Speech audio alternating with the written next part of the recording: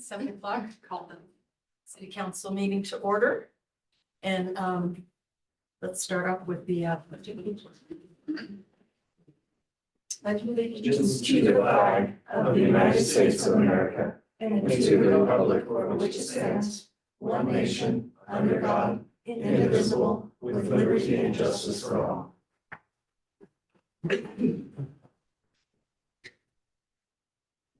Thank you, folks. I'll just quickly go over the agenda and we'll do roll call next. Okay, Councillor Mayton, present. Councillor Smallwood. Here. Councillor Sheldon. Here. Councillor Ramsdale. Here. Councillor Hanley. Here. Councillor Hutchinson. Yep. Mayor Walker. Here. Great. So our agenda tonight is fairly blissfully short. We're going to have any public comment from the audience. We'll have response to previous comments. We'll review the consent agenda that just only has the last meeting minutes in it. And then we're going to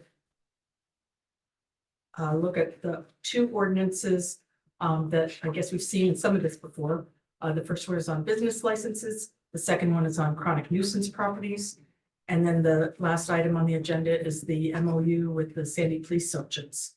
Get a report from the city manager and have an opportunity for all of you to bring us up to date on what you're working on and any staff updates.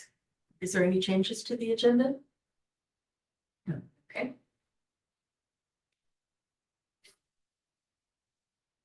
Let's have an opportunity. So this time now is for people to come up and talk about issues that are not otherwise on the agenda in association with those other ordinances being considered, the chronic nuisance or the business license. So if anybody, I guess we have two folks up here. If you are attending the meeting in person, please submit your comment sign-up form to the city recorder before the regular meeting, and forms are available on the table outside the chamber. If you're attending the meeting via Zoom, please complete the online comment form. Do we have any of those folks online? Not today, man. No. Okay, very good. Thank you. We've got, first we'll do Austin Ernesti. Hey, everybody. I think you guys know me. I've been popping around the town a little bit. Andrew's here. He's been on my, oh, sorry. Come on up to the, thank you. Apologies. Please give your address. Oh, yeah. I live at 33150 Southeast Leewood Lane, which means technically I don't live in Sandy. I'm one house outside of it. I'm in this weird, you all know the zoning. And your name, so for the folks at home. Austin Ernesti. Is there any, do I get blood type or? Oh, no. Okay. Yeah. I run Trajectory. We're a nonprofit that works in Clackamas County and spreading out into Oregon as well. We are about to step into our third year of throwing the Sick Forest Fest, Sandy Invitational Chainsaw Carving. We have a lot of support for this. And last year, so our first year, we had 8 carvers and I think something like 700 attendants. But we actually have a lot of support from those really world-class carvers. People like Ryan Anderson and people like Chris Foltz. They are world-class champions that do this. They saw what we did and it's different because it's about jobs, it's about career paths, it's about education to the public, and it's a fun whole event for the town kind of a thing. But we just got the seed started. And so that first year we just had about 700 people. Last year we ended up with 24 carvers, and we have just shy of 3,000 people that we actually clicked and marked in the door. There were an awful lot of fence jumpers. I was there, and we did not have the accurate number, to be honest. What we are looking for is to have some city support this time around. We would love to start advertising outside of the town. We're working with the chamber right now in order to try to partner up with businesses to be able to make like deals where people come with wristbands and that kind of stuff. We want to try to feed money back into the city and bring people on board. This year, we're looking for a 2-day event, May 31st and June 1st. I do not have a full narrative for you guys yet, like I have in previous years, because we're trying to get the Lundin's property up there to run a big thing. But I'm sure you guys have all worked with the Lundin's before. We are working on their time, not my time. What we want to do is have that big, huge 2-day event and start making it as kind of like a big draw. We are on the International Chainsaw Carvers Circuit, and going forward, we would be like the start of the season. So we would be number 1. And Ryan Anderson, who runs the Oceanside event, he wants to make a circuit, and we would be part of that as well. So it's all about the carvers, and that's the sexy thing that draws everybody in, right? But really, if you went to this thing last year, we're putting kids in machines, We're showing people how to do EMT stuff. We're talking about forestry, right? And our network of partners is gigantic at this point. It's little Echo Valley natives down here and Weyerhaeuser. It's companies like Pape and Peterson Cat, and it's your little shade tree mechanic down the street too, right? It's Clackamas River Basin Council and Clackamas Community College, OSU, Idaho. It's all of everybody. We're bringing everybody back in. And so what we were asking for this time around is some support from the city in order to take those funds and blow this thing up to the city event that we think it's worth. Sorry, I'm terribly sick and I have so much cold medicine in me right now. I'm not thinking like folks do, so No, you're good. I apologize. Do you have an amount that you're looking? Yeah, so we're looking for like $15,000 from the city of Sandy, because we are gonna just put that all into this event. Nobody's taking a paycheck from any of this. Last year, in fact, donations coming in from the city are about 13,000, like from businesses and individual donors, was about 13,000. But when we do donations in kind, we got up over 20, and I'm telling you right now, those numbers didn't match out. Mike O'Malley did that whole yard over there. I think that we spent probably close to $30,000 in actual labor. But that just kind of goes to show you how important it is and how much the city and the people that live here actually already support this. So we don't need help because we can't do it. We want the help because we want to make it even bigger and an awesome thing. So, have you guys seen the video from last year, the follow-up video that we made? You're gonna get a chance to see that. I mean, if you can have ability to show it, I do have it on my computer here. If not, I can send it to you all at some point in the past. We've got a videographer. It's pretty If you cool. could send it, that would be nice. Yeah, absolutely.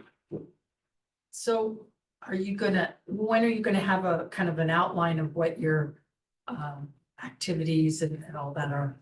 Yeah, we like to have one to you guys before March 1st. But again, we are waiting to see if we're gonna have to go to the Lundin's property or the Trimble's property.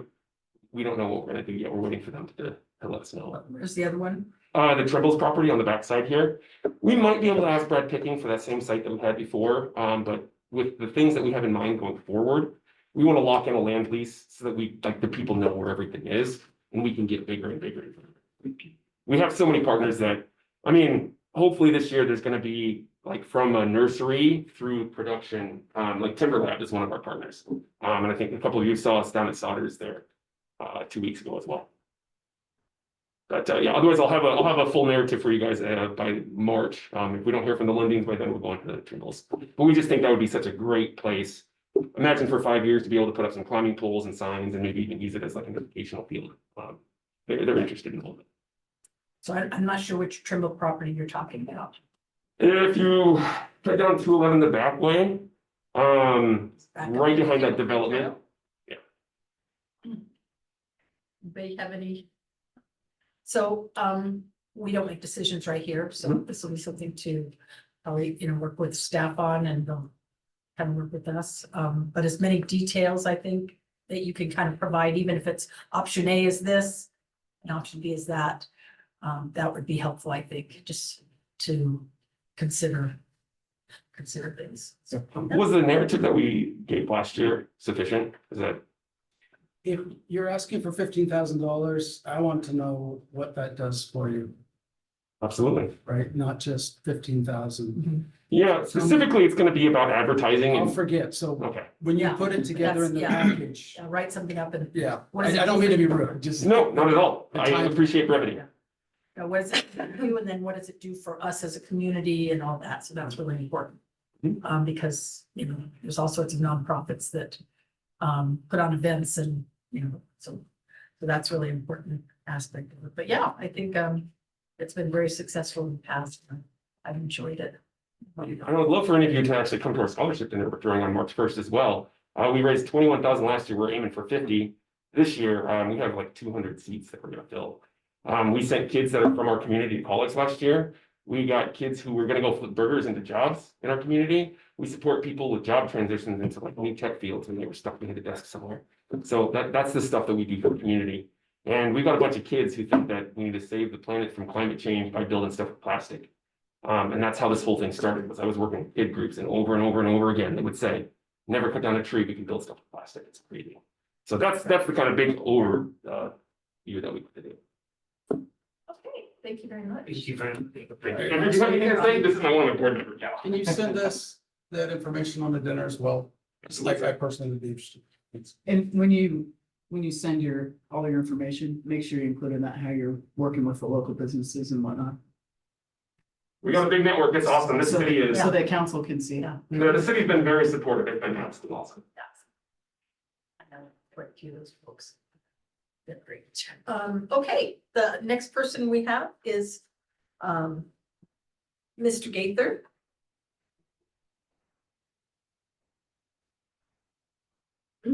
Mayor, council, I'm gonna apologize again. Don't speak very well in public, so. Start with a What's couple. your name and your address? Jim Gaither with Gaither Associates, 25056 Southeast Eagle Fern Road, in Eagle Creek. Thank you. So I'll start with a couple questions, I guess, and I'm not sure you guys can answer. How does your emails work? I've sent emails to all of you. Apparently not as well as we thought. Because I've got no response from anybody. I sent one on the 3rd today, and I sent one on the 30th. So, Yeah, can I comment? So the last one you just sent to us. Normally, when people send us email, they'll send it to the city council at whatever the address is. And that goes to all of us and them. okay, They're the ones that keep us aligned. sure.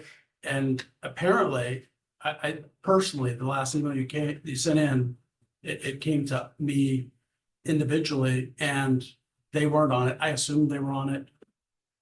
So So- shame on me for not looking at all who was actually on the email so, Well, I got the email My addresses right off of the city Yeah. website. yeah. So I just copy paste them. Well, why We'll have to did you figure that not out. put our city manager and assistant city manager on there? Because I've left messages with them already, and I have not got a return call. So I don't know who they answer to. So I went to the people that I know might get a response. Okay, so that's the reason. So I was in here on the 6th on the same questions on this particular piece of property. I met with Kelly, and I'm gonna use your first names. Kelly and Tyler. 2 days later, we hammered out kind of a plan that addressed most of the concerns, if not all the concerns. They asked me to have it drawn up and back to them that Friday, which I did at a cost. And I was supposed to get some kind of information of when this meeting was gonna happen. I have not heard it. As of today, this time, I still have not heard. I've left one message on his phone. I've talked to his office several times. I've talked to his, I would assume his secretary. That's when he was at conference, that he would get back with me when he got back. That was last Thursday. I have not received no information. All I'm asking for is an update. I have a deadline of the 14th, decide if we're gonna buy that piece of property or not. These guys here are the ones who can make the decision. I can't, unless I get some help from you guys to push them along. So that's the reason I'm here again.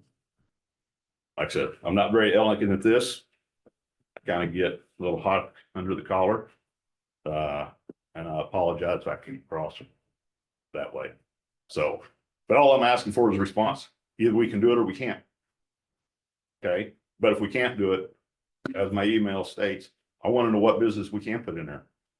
Because we'll put that business in there. But I need to know, because we can't zone a piece of property out of existence, and that's basically what we've done. Or the city has done.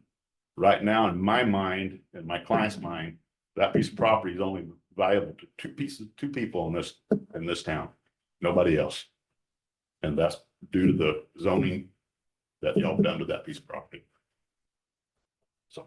So it looked like you received a list of C2 general commercial guidelines for what needed to be brought up to code for that to go forward. Have those things been met in compliance? The first go around that we have with them, we had an architect, civil engineer address all those. And they were obviously not, how would you call it, not up to par.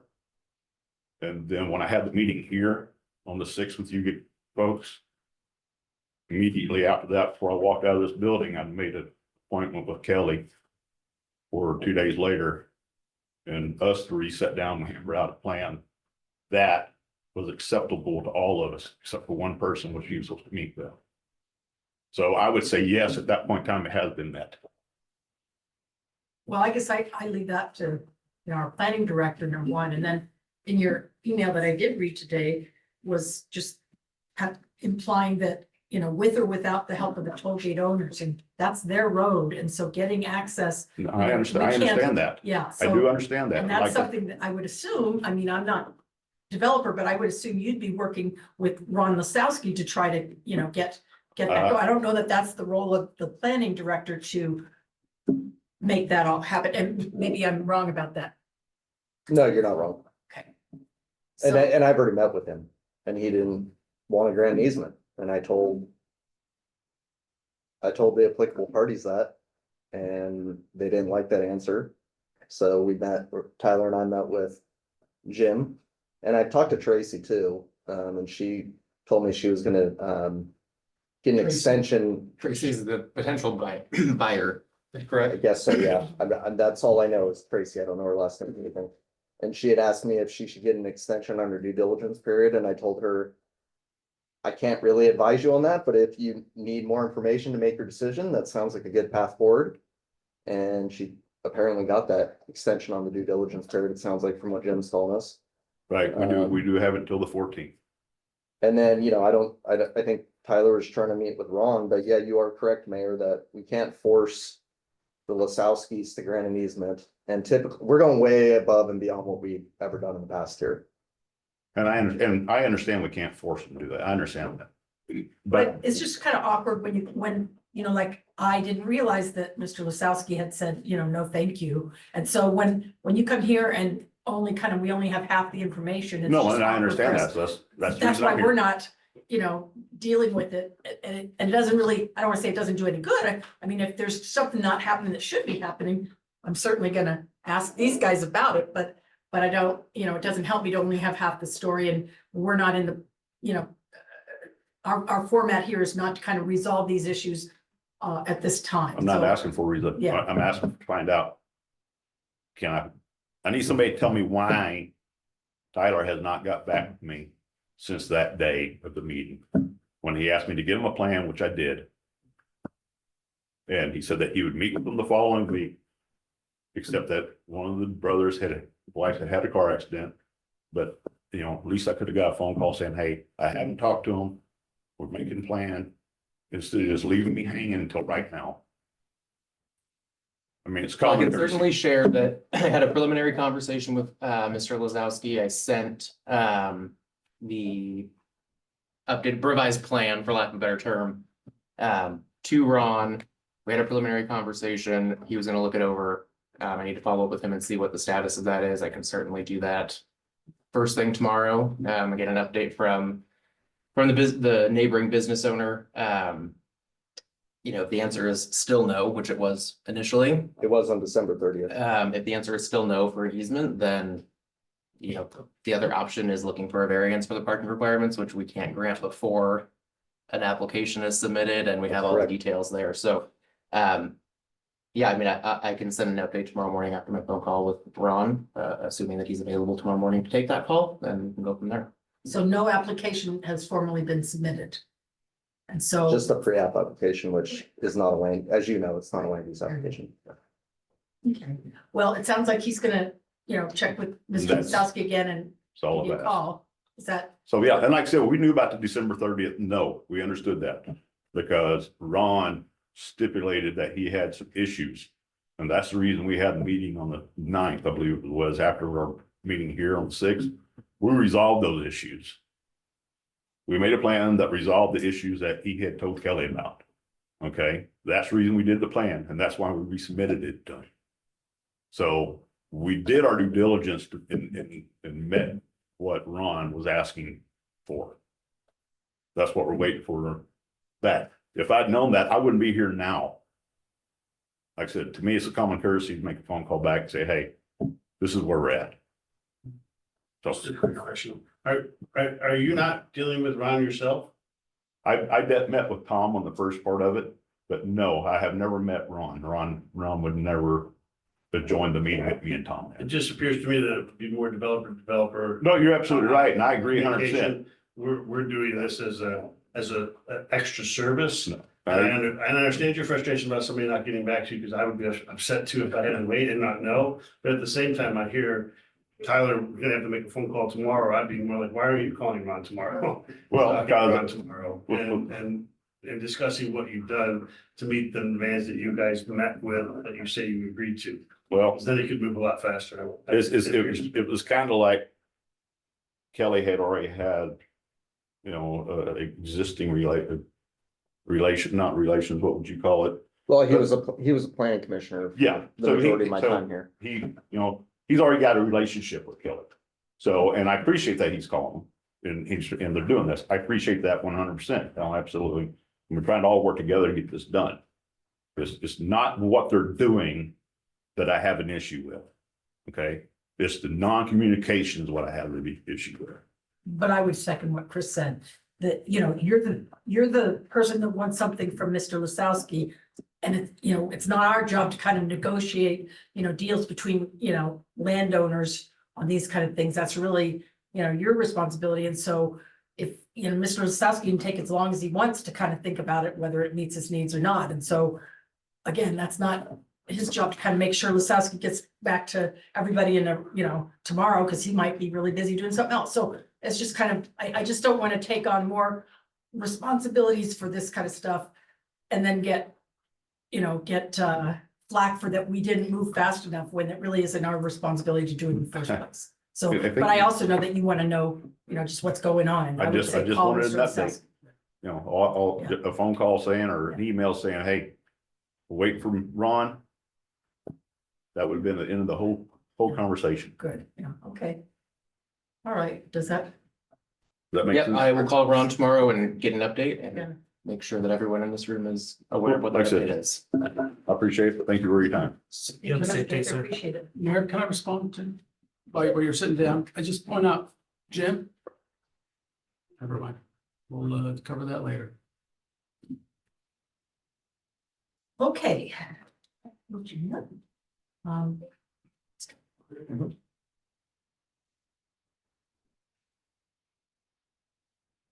So the next item on the agenda is do we have any response to previous comments? There was one public comment provided last council meeting and it was nothing to really respond to. It was more just accolades for the Parks and Recreation system that we have in Sandy. So no response.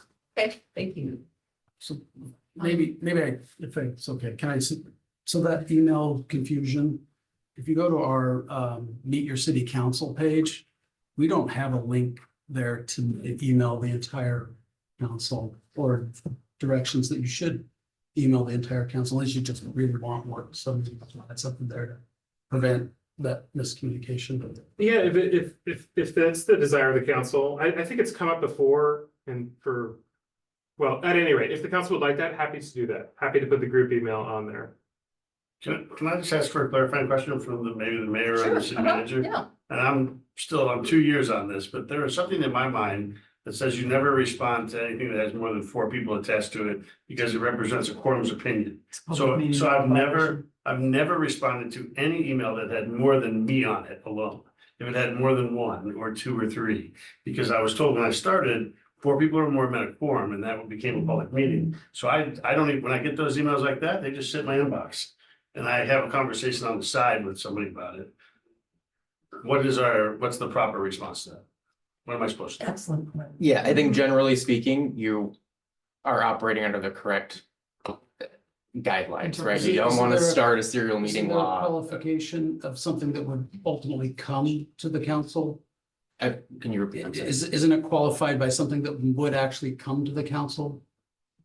There's a little bit of gray area. Yeah. Right, I mean, if you're talking about Super Bowl Sunday and all 7 of us are talking about it, no one cares, right? Right. No one would. Yes, I mean, if reasonably think. it's related to the business of the council or So- the city. So I think on something like this, if you respond all, I'm not saying you respond all, like, my general thing is respond here when I responded and let them circulate, it. But,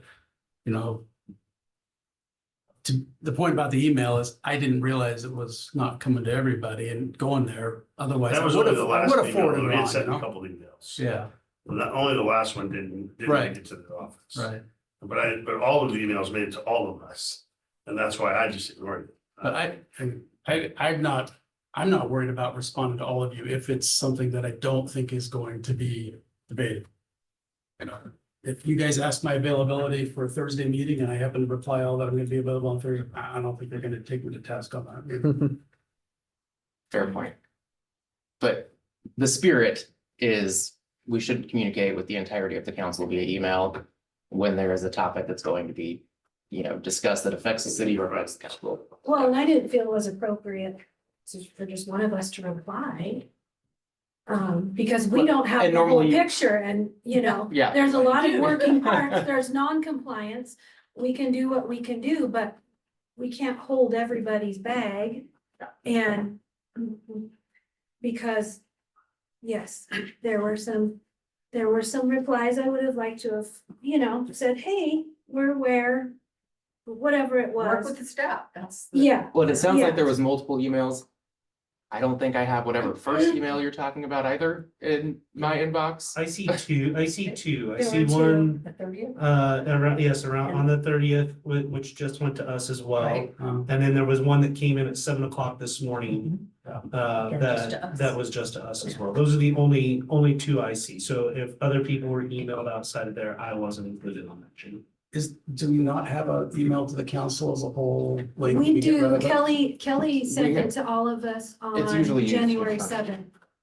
But I think, I don't necessarily want to see that put on the website because just for the Right. reason Chris said, is Yeah. because We can. Then how do you prevent Well, somebody from doing what he did? That's That's where the I was gonna question. go. I actually think, I think it's a good idea, not because of public meeting law, right? Because again, we're not going to respond. I would assume that all of the reasons that people have already expressed, you're gonna hold to that, right? Right, But to your point, and as I sit here and think about it, how does John Q. Public then get in touch with and get an answer if you guys aren't also receiving that email? So I do think there needs to be something that lets the public know that, hey, these are all the people that need to be attached to this email, Mhm. unless you want to individually email a counselor.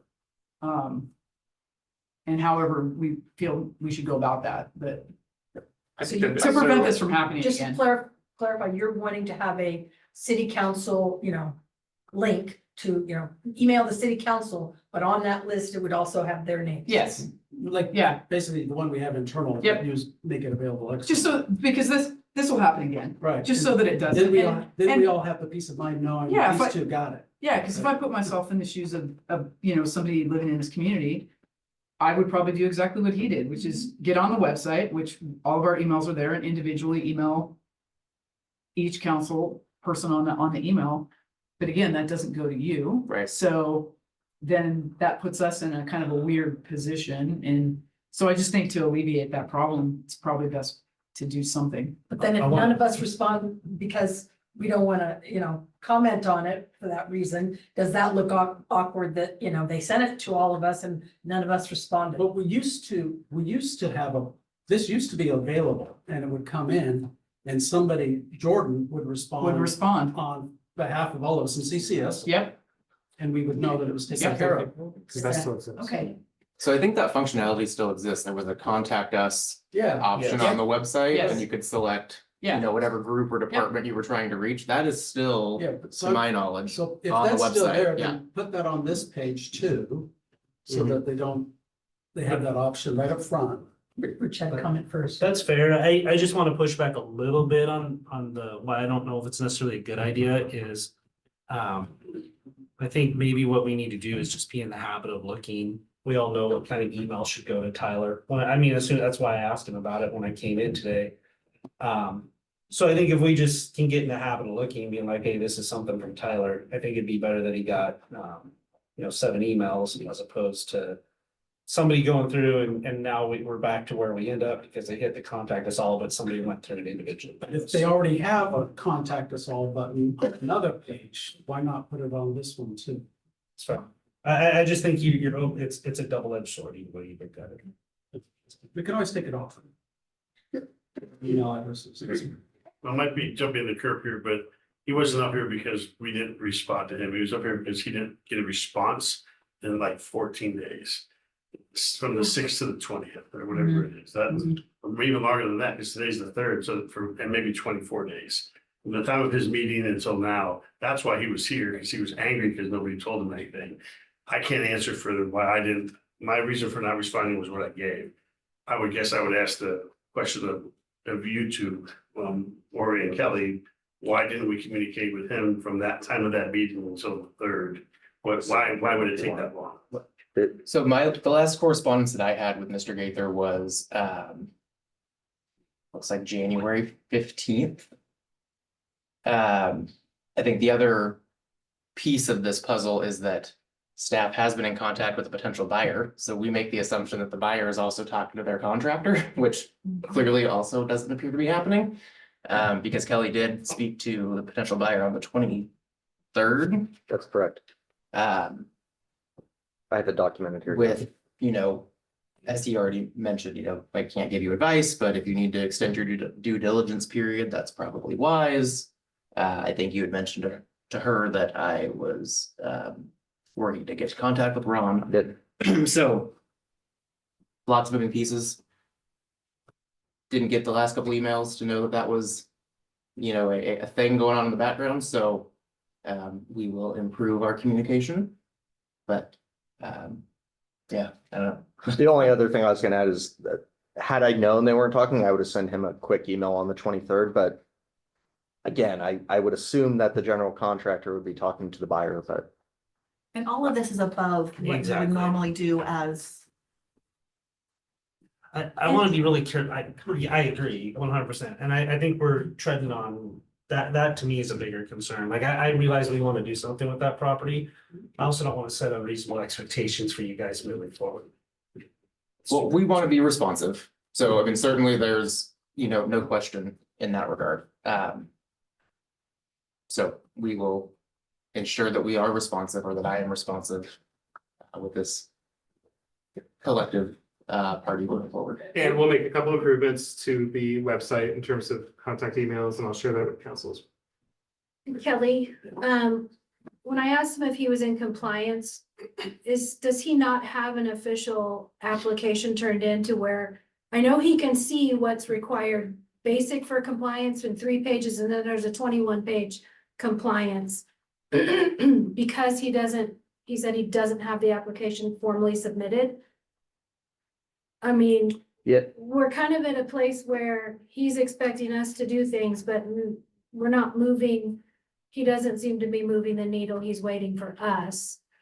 yeah, as Tyler and I explained to him on January 9th, is that we would try to reach out to the Lasowskis again Yeah. and meet with them again. But beyond that, the only other things that I could think of were contacting the property owner to the east, which he said he already did, and they said no. And then I told him, well, the only other avenue here is to seek variances. And you're likely going to be seeking special variances, so it's gonna go to planning commission. Right, So I have no way of promising that those variances will be approved. because some of these are pretty detailed. There's no downspouts or gutters.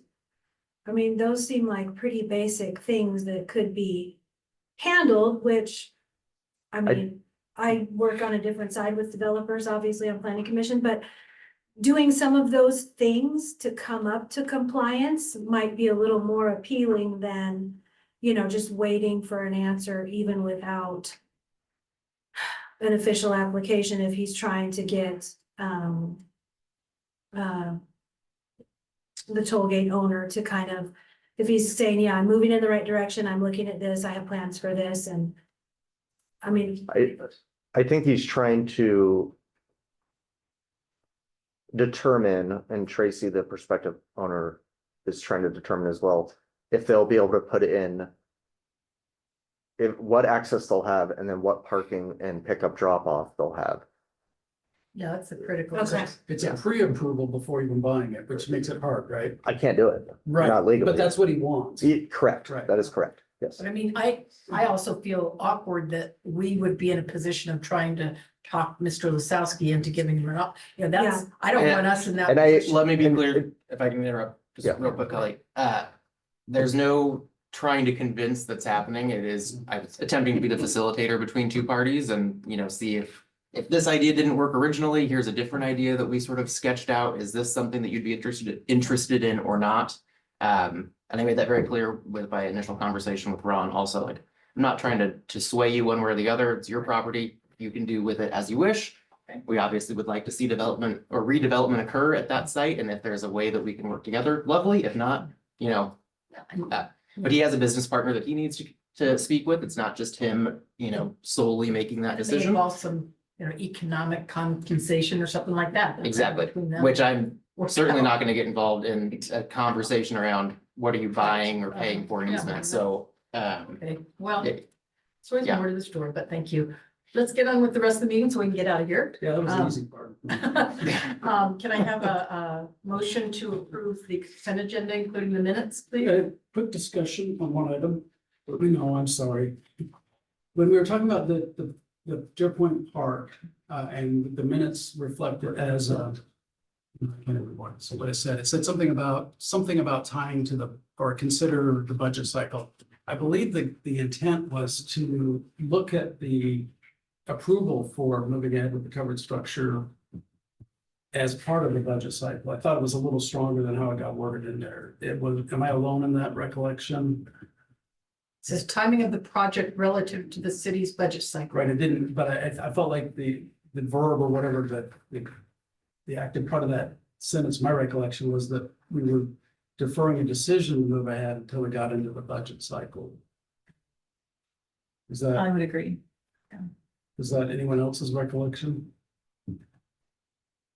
And I just wanted to, so I, No, you're fine. I'm just trying to wrap my mind around what you're saying. That's all. I don't understand. towards the end of the conversation, we talked about this covered structure, and I made a point to not make a decision then. You are correct. Okay, Yes.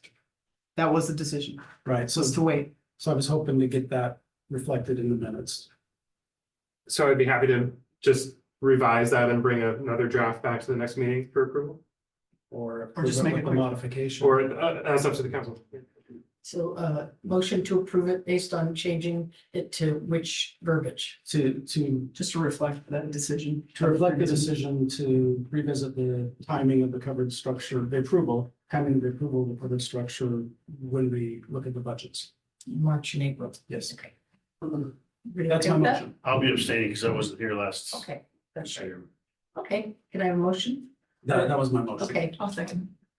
All right, we have a motion by Counselor Hiltonson and a second by Counselor Hanley to approve the consent agenda with a modification. Everybody in favor, vote aye. I, Opposed? Motion passes. I abstain. And Yes, one noted. abstention Thank you. for not being, okay.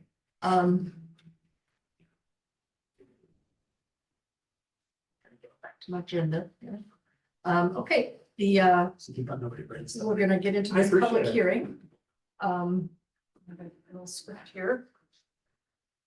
Okay, business license code.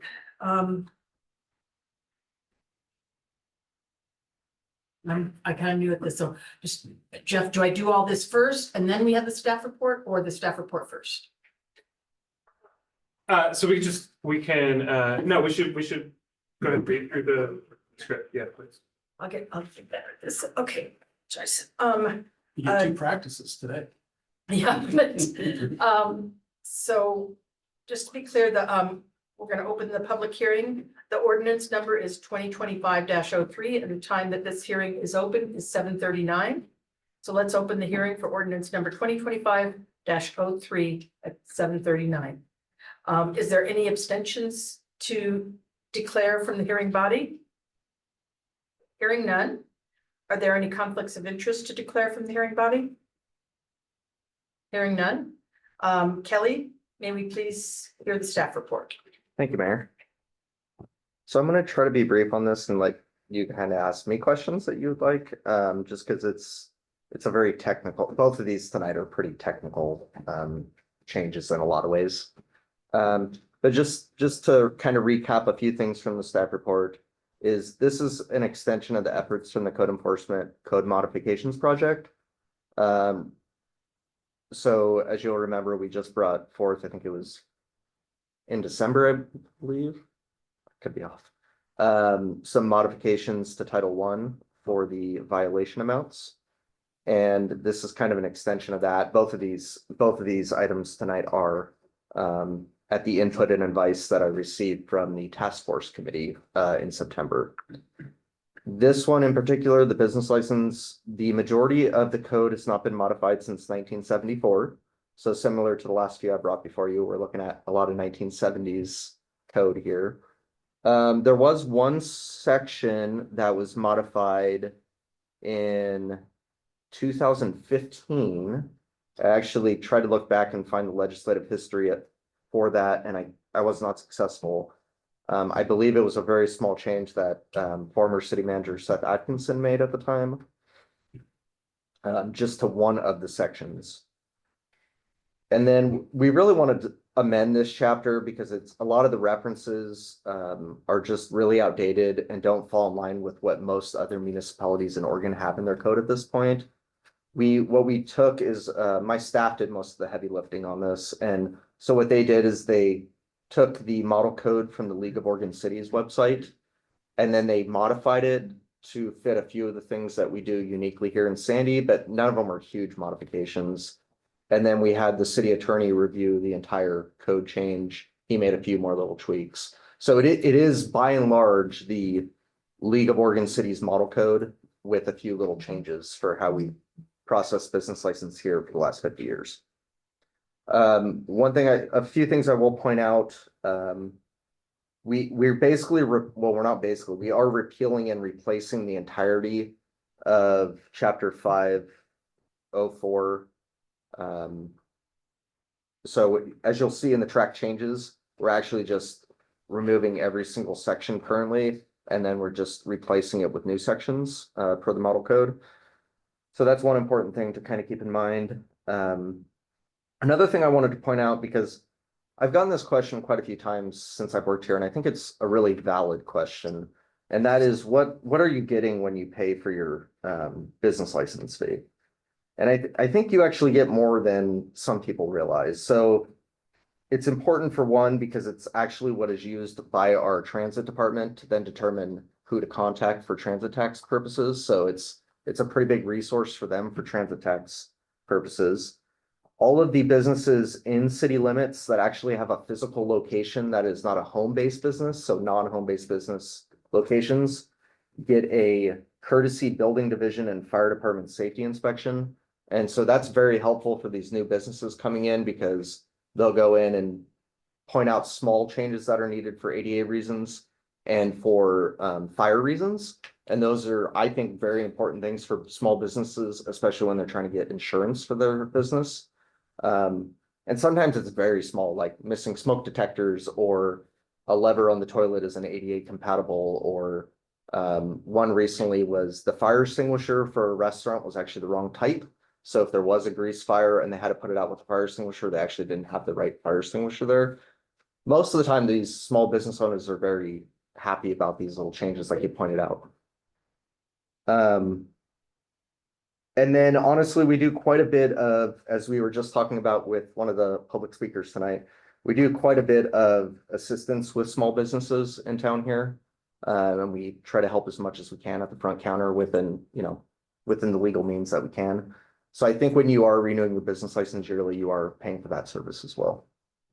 I just want to point that out because we get that question a lot, and I had some time to think about it, and I just wanted to let you know what I think are the main reasons for why we charge for business licenses. I would also add too that our part of our audit requirements require that we list the top 10 employers in the city limits, and the only way to really gather that data is by having them complete a business license and say how many employees they have and give us that information so that we can be compliant on our ongoing audit disclosures. So most of this stuff, and I'm not going to go through every section, it would just take too long, and I think you guys can easily read the 2 pages. So I don't want to do that. I'm just going to point out a few key sections. So section 5.04.090, we made sure to be very cognizant of that small businesses run by minors, such as lawn mowing, lemonade stands, I think communities that enforce that personally get a lot of negative flack, and I think there's a good reason for that. Usually these kids are collecting $10 or $15, and I don't think we should be charging them a business license. So we put that in that section, and that is consistent with what the League of Oregon Cities recommends. We also put in garage sales. That'd be very hard to enforce anyways, but again, it's usually a one-off or once a year for people. And then we also put in for community events. We beefed up the language for if we did have to revoke or deny a business license or suspend one, we have more language finally. The prior code didn't really have much around that. And I do know there's only been a couple cases in my tenure here that there was ever any desire to revoke a business license. I think there's been like 2. And in both of those cases, we actually never did end up revoking it. We did work with the business owner. But on the off chance that that was to become an issue and we did have to do it, there's some language in there now for it. And then the last one that I'll kind of go through here is section 5.04.120. Consistent with chapter 118 and what the council just adopted through that ordinance recently.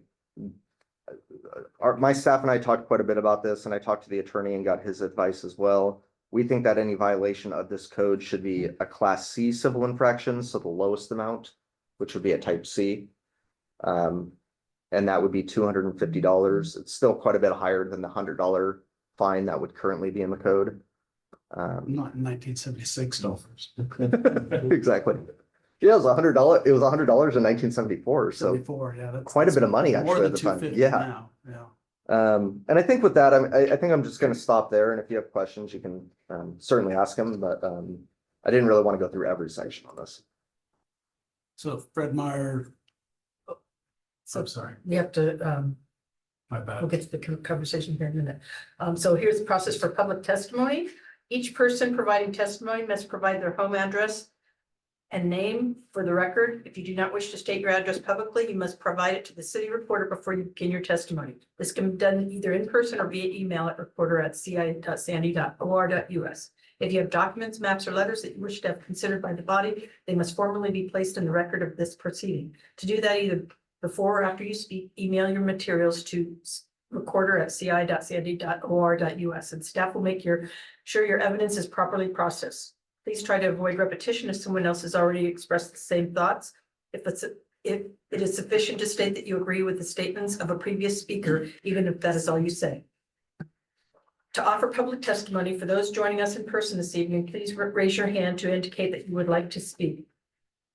If you're participating online, click the raise hand button and wait to be recognized. If you're participating via telephone, dial *9 to quote unquote raise your hand and wait to be recognized. I will call on each person when it is their turn to speak. Each participant will receive up to 5 minutes to testify. The city reporter will let you know when you have 20 seconds remaining. So I'm going to call for public testimony on the proposed ordinance. Is there anyone here tonight who would like to testify? Jeff? Is there anyone online who would like to testify?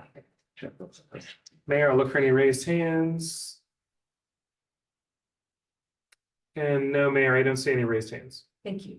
Kelly, can you give a staff recap and recommendation, please?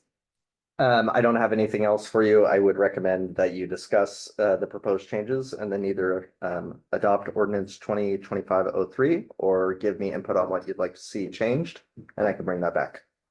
Thank you, Kelly. May I have a motion to close the public hearing? Make a motion to close the public hearing. Second? I will second.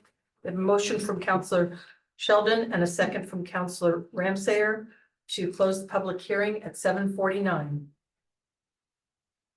All those in favor vote aye. Aye. Against, vote nay.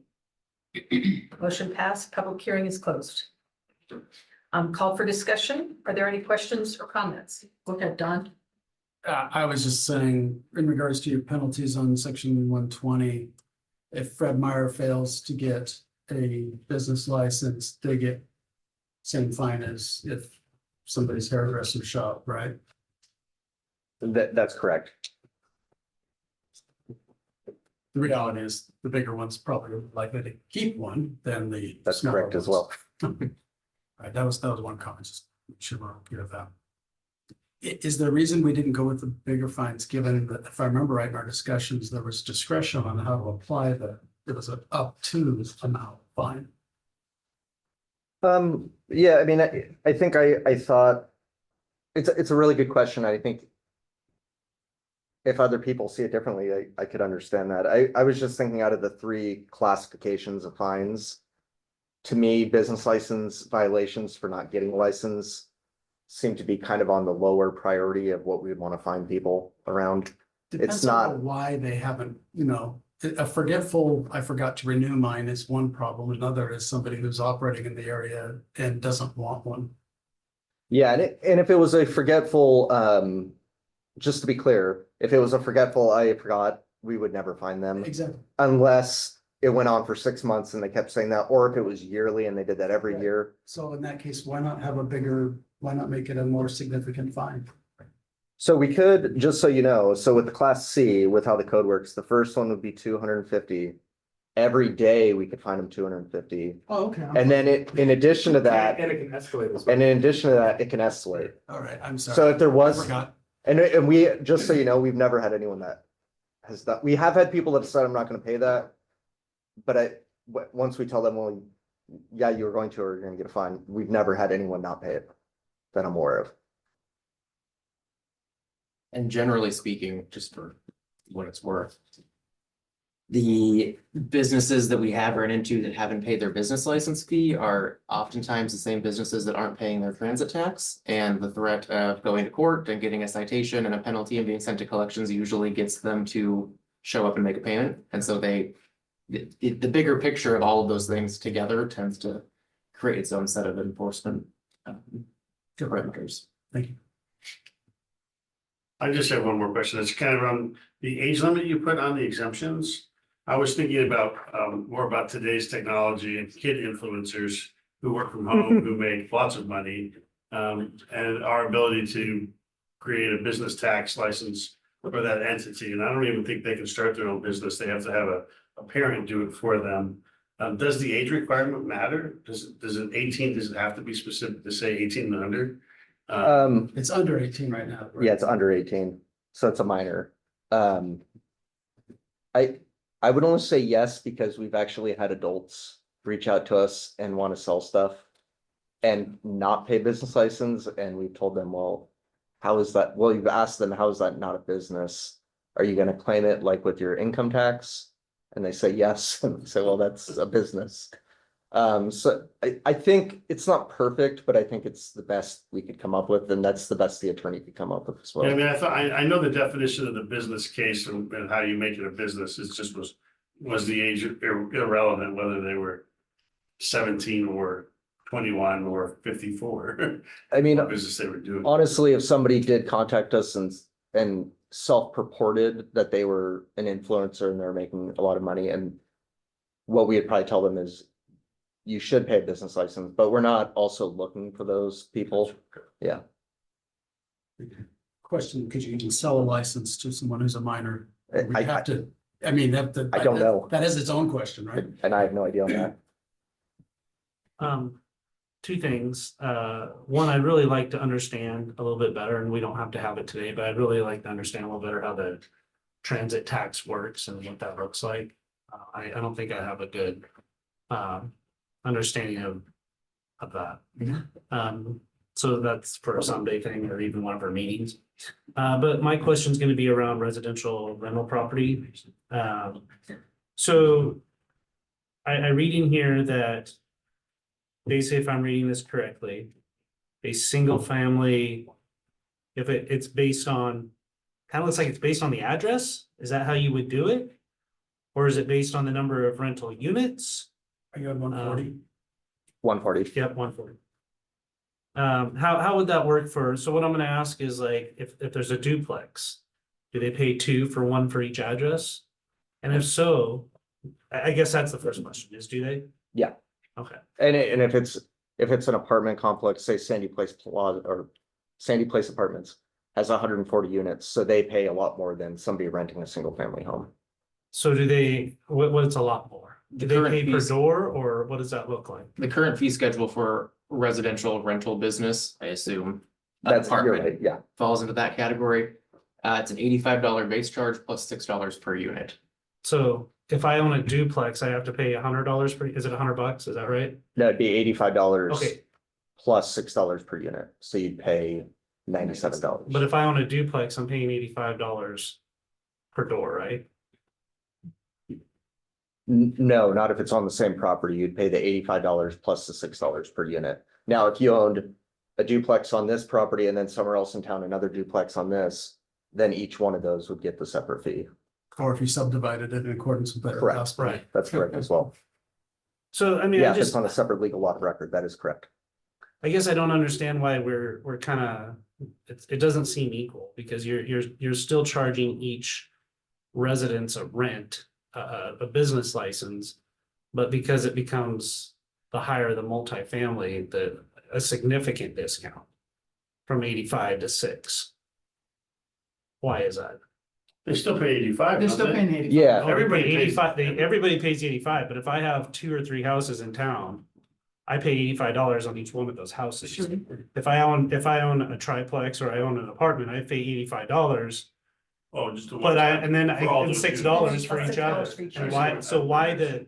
why the huge discrepancy? Why not? I mean, I'm not saying maybe not a group discount. I'm not trying to oppose that, but I'm just trying to understand Yeah. why $85 for one group, but not for the others. yeah, so in my tenure here, this is how we've always charged it. So I think it would be. I think if we wanted to change this process, and correct me if I'm wrong, Tyler, but I think that would be a fee schedule modification more so than a code modification. Absolutely. And we could definitely look at that when we do the fee. I'd really like modifications, to yeah. explore Because that. you're saying it's unequitable for a housing apartment that has 100 units to pay 85 plus 100 times 6. So 600. Versus person who has 3 homes, who's gonna rent out a room in each home, the 85, 85, 85 plus 6, and you'd like to see equity built into that system. Just a little more And- equitable fee schedule, And, yes. and if you guys would like, we can definitely research that and have something prepared for the next fee schedule change. Yeah, that's good. Okay. I was, do you have more questions? No, that was it. Okay, When you're done. does anybody else have some more? Yeah, when you're done. You do? Mhm. Minor, okay, go ahead. Still in 140 then, if that's all right. Tell me about the carve out for short-term rentals and why is that in there? So it's D under 140. Yeah, that's in there, and I talked to the attorney about this, so that's in there because we would just do a short-term rental as a separate business. They wouldn't even fall under the residential rental property license required. Because they're not renting it for housing, they're renting it as a business, so we would just charge them the business license fee.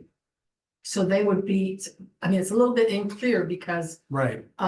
you're saying that they're excluded, does not, the requirements of this section does not apply to motels, hotels, blah, blah, blah. But it doesn't say that the business license, in the upper part, previous parts, apply to those folks.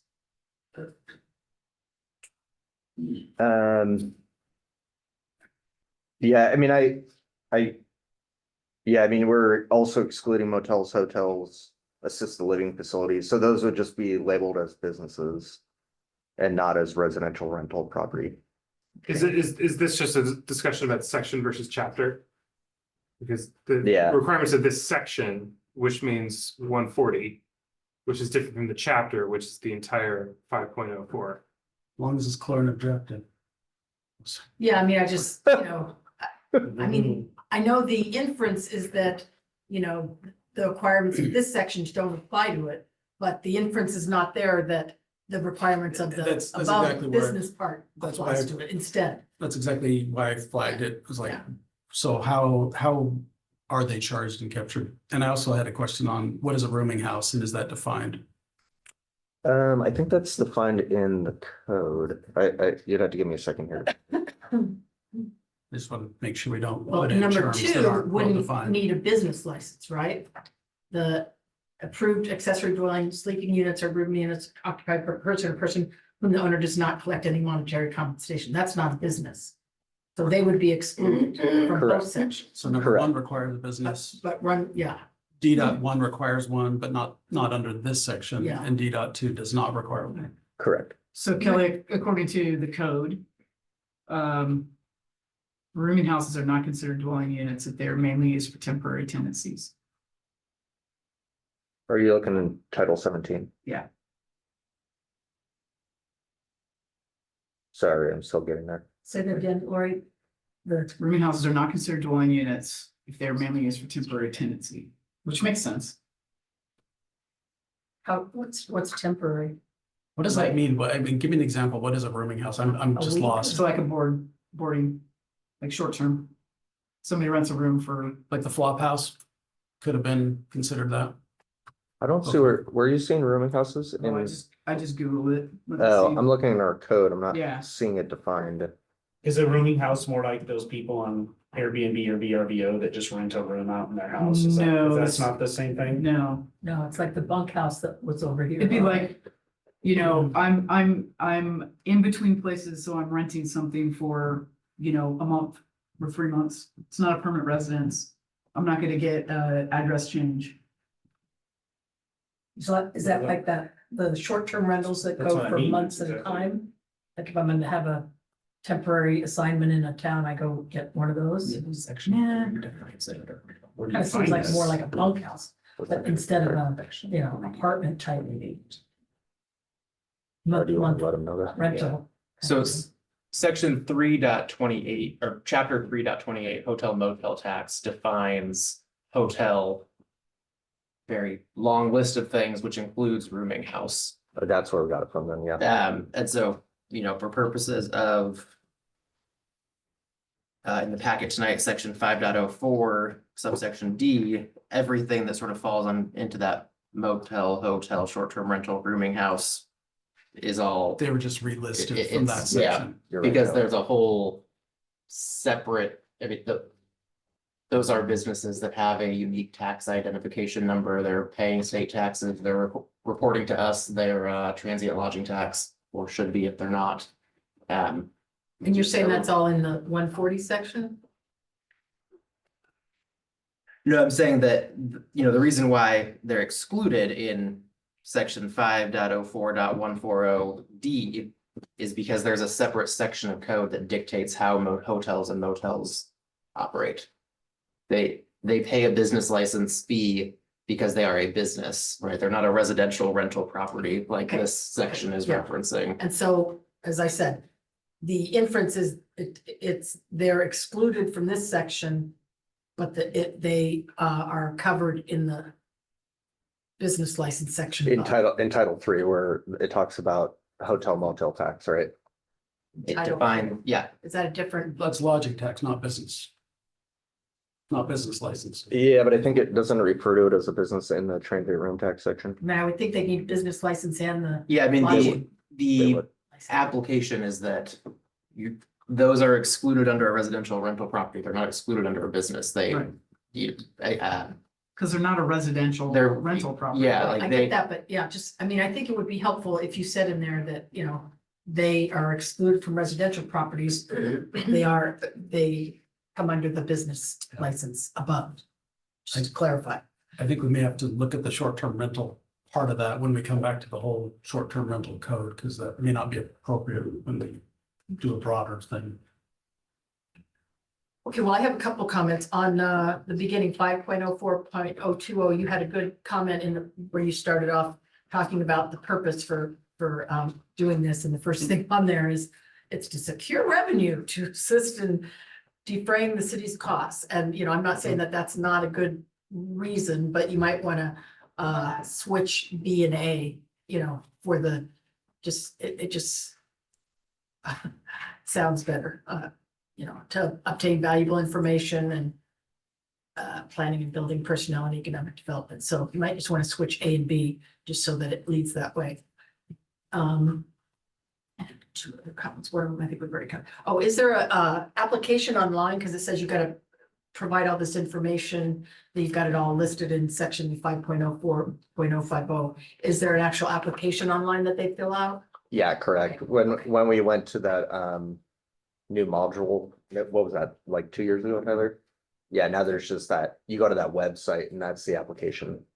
It's not the physical application we print out anymore. And so, like I said, just clarifying under section D 1 to say something like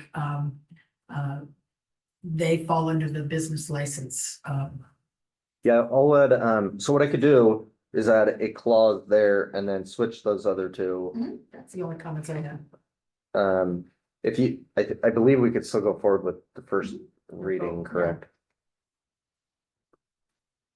Do we approve it with changes or do we have to actually have? I thought you could make, Give me just a moment to remind myself of that, kind of, thank you. I'm not hearing very well what. oh, sorry, He's researching whether or not we can approve it with those changes or not. as a first reading, and then I would modify and bring it back to you, and then you would approve with the second reading.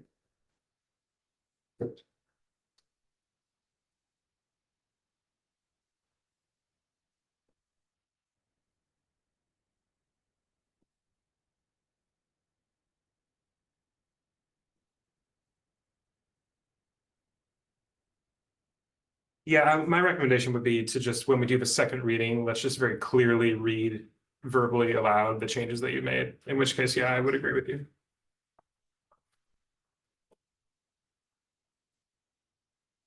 Okay, any other comments or questions? Can I get a motion? Mayor, would you like the first reading? Yes, okay, hold on, let's see. Jeff, may we get a first reading of the ordinance 2025-04? Or 03. 03. Yes, Mayor, this is ordinance 2025-03, an ordinance amending Sandy Municipal Code, chapter 5.04, occupations, professions, and business licenses. May I have a motion to approve the first reading? I'll make a motion to approve the first reading With We need to mention modifications. the with modifications modification. provided in the special. Second, I will second the motion. we have a motion from Counselor Mayton and a second from Counselor Ramsayer to approve the first reading of motion 2025-03. All those in favor vote aye. Aye. Against, vote nay. Motion passed. Motion to approve the first reading ordinance 2025-03 passed. Thank you. Great, ready for the second? We're gonna modify it. The- And then, Bring it Bring it back. back. that's the intention, That's right, right. Mayor? We'll bring it Yeah. back a bit Yeah. as soon as possible. Okay. Okay. Ready for the next item? Question, when it comes back for second reading, we don't have to do public comment, right? That's right, the hearing's been closed. Very close, so I just. Okay. Okay. I'd like to open the public hearing for ordinance number 2025-04 at 8:07. Is there any extensions to declare from the hearing body? Hearing none, are there any conflicts of interest to declare from the hearing body? Hearing none, Kelly, may we please hear the staff report? Thank you, Mayor. So similar to the last one, as I already stated, this is an extension of efforts from the code enforcement code modifications project and recommendations from the task force. I believe these recommendations were largely from Counselor Sheldon. And so again, this chapter has been updated more recently. It was updated last in 2014 and then before that in 2011. So it's much more recently updated code section. So with that came less modifications that we needed to make. The code enforcement task force had asked this chapter to be amended to add additional authority for the city manager to be able to declare things as a chronic nuisance property. Currently, it only referred to the chief of police, so this would give the chief of police or the city manager the authority to declare something as a chronic nuisance property, and that was at the request of the Code Enforcement Task Force Committee. We also reviewed ORS references, found a few that were outdated. Police Chief Husky and the city attorney both reviewed this, so I got input from the chief as well. A few of the things that they found were in section C of, or I'm sorry, section 82210C. There was a few old references to old ORS numbers. They also, I think the definition from intimidation has been changed to bias crime. That was a change from the city attorney's office.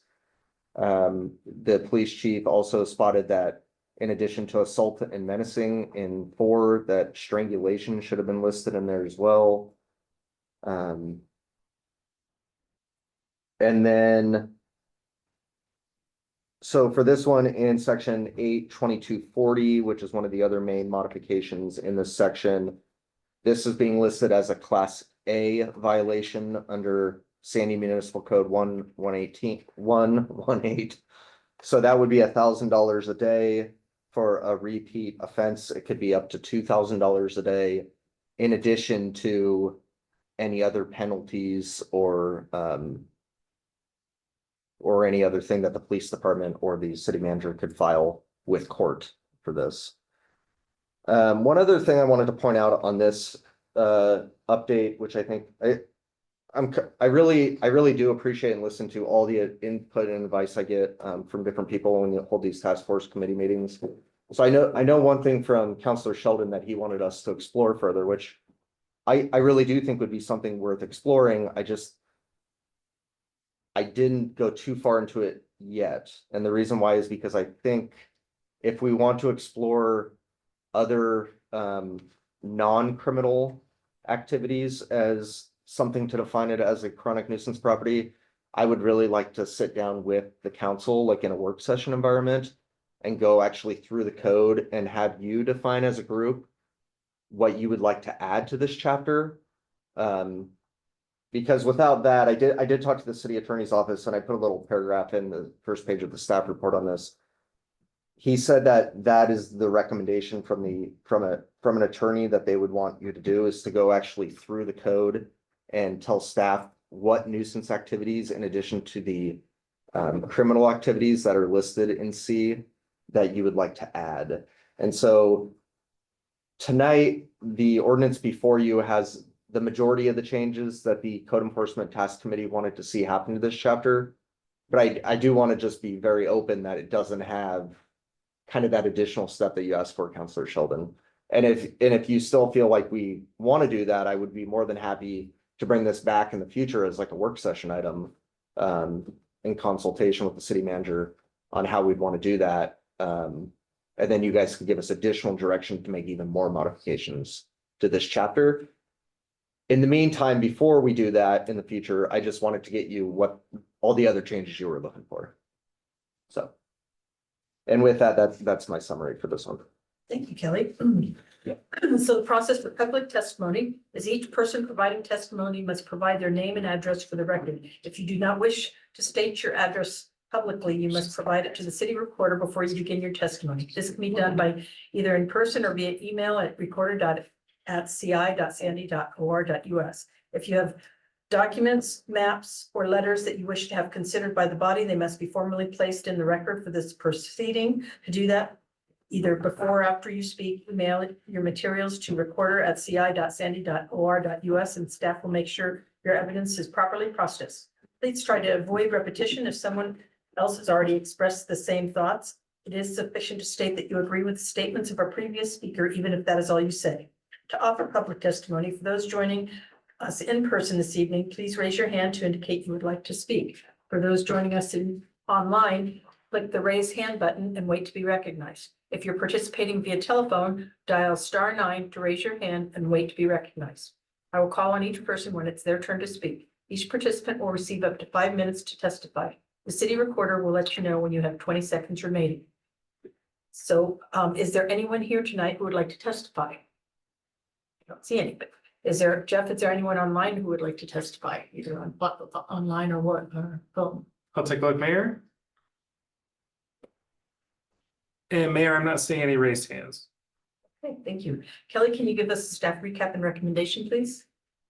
Yeah, I would recommend that the city council adopt ordinance number 2025-04 as written, as the code is written, and then also give me input on if you would like to address that section C further in the future, so that we would know that you'd want to hold an additional work session on that. That'd be helpful to know. Very good. May I have a motion to close the public hearing? I'll motion to close the public hearing. A second? We have a motion from Councilor Ramsayer and a second by Councilor Hokanson to close the public hearing. So all those in favor vote aye. Aye. Nay. Public hearing is closed at 8:14. Okay, discussions and questions. I'll start off since Kelly put my name out there. Mhm. So I would like to bring that back. I'm fine with this. Just so you guys know, my conversation around this is these are all crimes. Which are absolutely should be in here.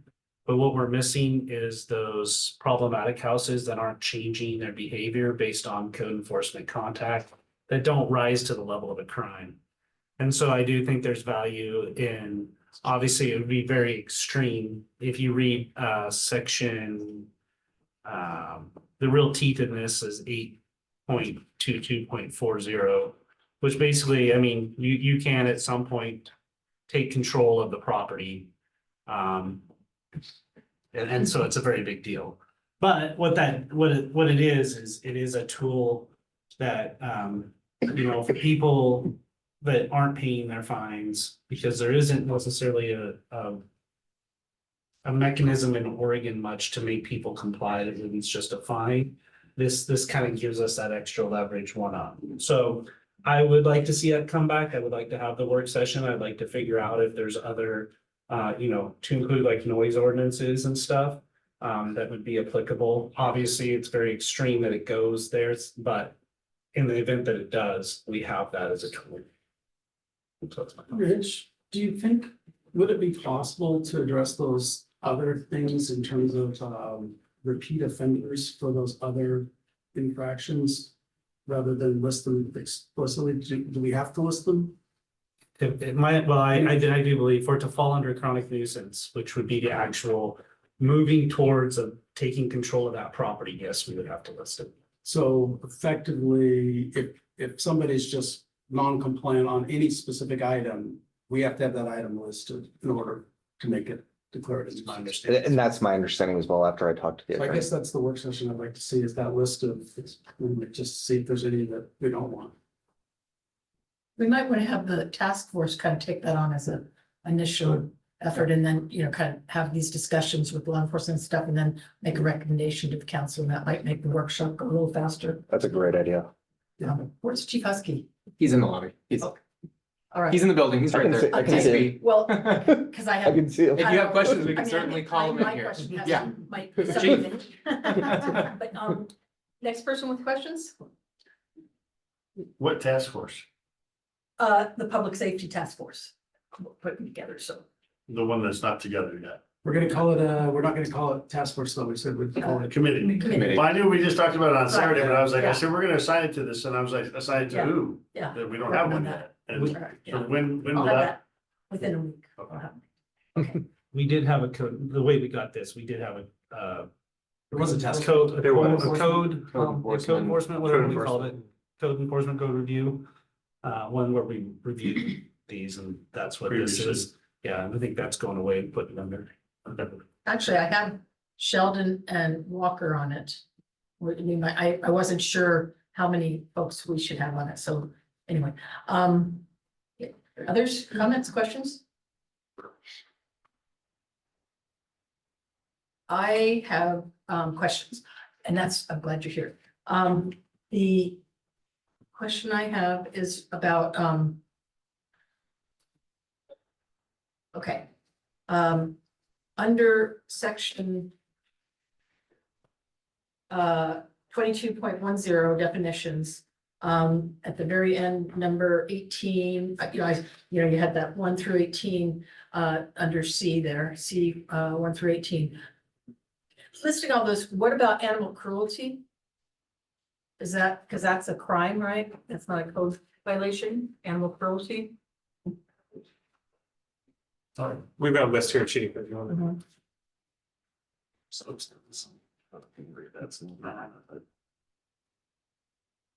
It's not on there. And then kind of also with that, under number G, it says property. And any property, including blah, blah, blah, blah, blah, and then I was just kind of also, because I think that the position of the courts is that pets are, or animals or property not considered children like I consider mine, but. So I'd probably need to do a little more research, but I think you're under the current ORS, you're looking at animal abuse 1 Or neglect. or 2 or neglect 1.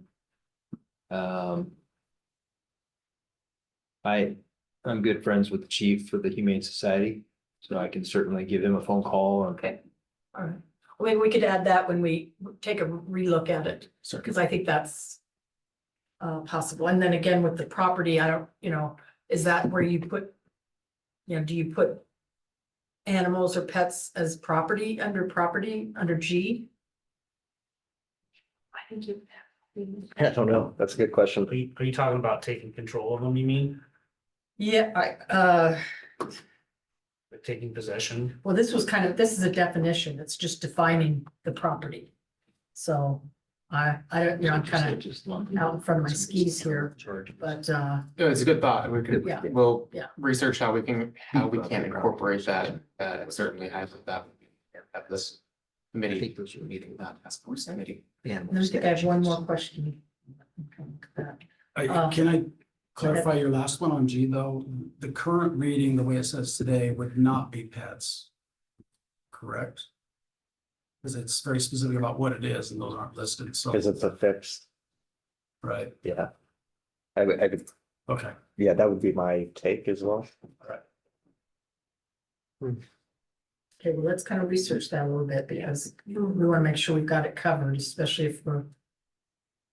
And maybe it's covered under those other things you talked about, neglect and all that, taking possession of that property or whatever you might, cover.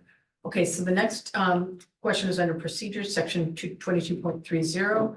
It's number B. And so what was confusing to me was that it says chief, either the city manager at the very end, the police shall notify the person in charge in writing that the property has been determined to be a chronic nuisance. The notice shall contain the following information. That whole section B, what I'm not clear on is it sounds like, okay. When the chief of police receives a police report documenting the occurrence of additional nuisance activity on or within 200 feet after notification as provided by subsection A of this section, or in the case of chronic nuisances defined blah, blah, blah, for which notice under subsection A of this section is not required, the city manager shall notify the person in charge of writing that has been determined to be a chronic nuisance. So I guess what I'm asking is, are we saying another violation has to occur before they get labeled as nuisance property?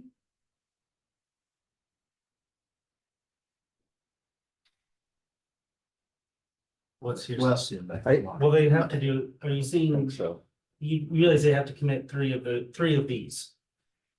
Right here, so they have to commit you have to commit 3 of these items on there. Within, how long is it, a year? 30 days. 30 days, yeah. 30 days, which isn't very long. No, it's not. I Yeah. agree. We want to make that a little longer? well, some people that like to bend the law know how to count. So they'll wait till day 31 before they do whatever they were doing again. And if you make it 60, they might do it, yeah. Right, but, Well, that would be better. Well, well, I mean, we 30 just hope that they're I gonna get it agree, all 30 done in days is 3, pretty short. in 1 month, but the likelihood is that, there's gonna be 1, 2 this month, and then next month, another 2, and then you start the whole calendar, they could be doing 2 a month for a year, and we don't have, you could rack up 24 in a year, but you still don't have the 3 in 1 Right. month. I think some places have 6 months or a year. that's a pretty short time, but I would agree that Yeah, Nate. you would probably want to lengthen that so that you have more Can we put teeth. it 6 months? Yeah, and again, I didn't modify that. That was what the code currently Uh-huh. said, so I didn't even actually look at that closely, to be honest with you. I have a question and maybe I've missed it somewhere in the text. So say we have a repeat offender at a property, but it's rented. Are we taking the person who's paying to rent the property as the perpetrator or the offender, or are we going after the landlord? And where does that get sticky with one going, well, it's not my responsibility, I don't own the land. And the renter going, well, it's his, they should be the ones getting the fine. They didn't tell me what I was supposed to be doing or not doing. Yeah, I think I think F, in 8/22/10 F Person in charge. speaks to that in person on charge.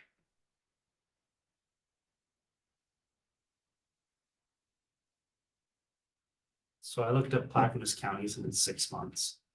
Just so Let's do that. Should probably be the same. And then somewhere here, you had all that under B, let's see, the 22.30 B, and 1 through 6, and I was trying to keep track of all the days that had to go past of all these things. Oh, I know, under C, excuse me, under that section number C, it says if the person in charge fails to respond as required, the city manager, or chief of police may refer the matter to the city attorney. Prior to referring the matter to the city attorney, the notice required by subsection B of this section shall also be posted at the property. And I'm wondering, that seems like a big, why don't we post it on the property in section B?